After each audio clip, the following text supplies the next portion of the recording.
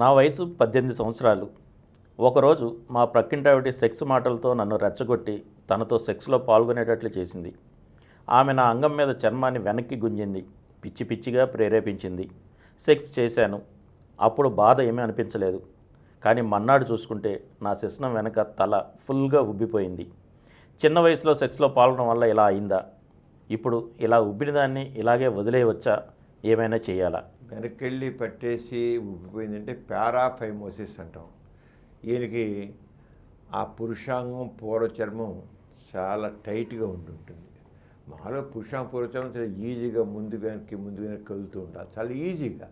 ఇలాంటి వెళ్ళిపోయి ఇలాంటివి చేయాలి. అలా ఉంటేనే సరైన పత్రిక లెక్క. ఇక అలాగా టైట్గా ఉంది, గుర్తించలేదు. అందుచేత ఎప్పుడైతే సెక్స్లో పాల్గొన్నాడో టైట్గా వెనక్కి వెళ్ళిపోయి అది రింగ్లాగా ఫార్మ్ అయిపోయి పట్టేసి ఉబ్బిపోయింది అనమాట. ఈ పరిస్థితి అంటే మళ్ళీ చెప్తున్నాను, పారాఫైమోసిస్ అంటారు. ఇలా ఉన్నప్పుడు ఇక కొద్దిగా కష్టపడి ముందుకు లాగొచ్చు.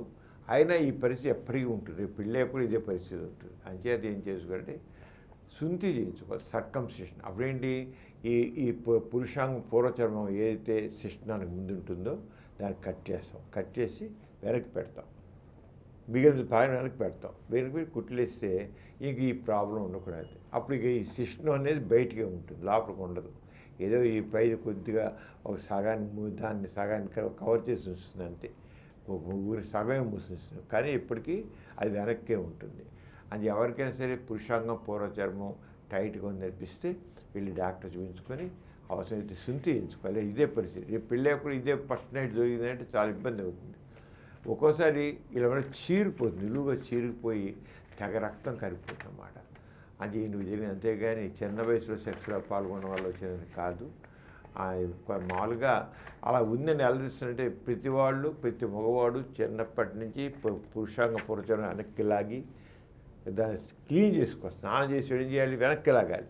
లాగి దాన్ని సోప్ పెట్టి రుద్ది దాన్ని క్లీన్ చేసి ఉంచుకుంది. దాని కింద లేకపోతే ఇంత పాచి ఉంటుంది, ప్రతిరోజు పాచి తయారవుతుంది.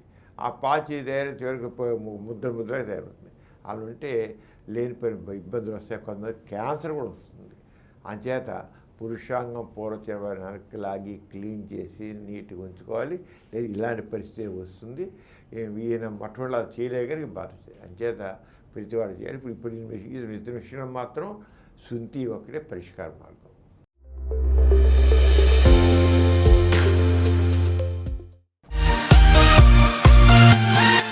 ఈ కార్యక్రమం మీకు ఎంతో నచ్చింది కదా?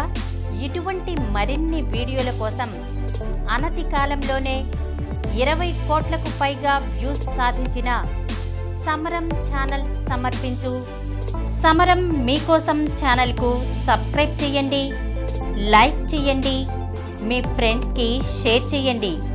అలాగే ప్రక్కనున్న గంట సింబల్ని ప్రెస్ చేయడం మర్చిపోకండి.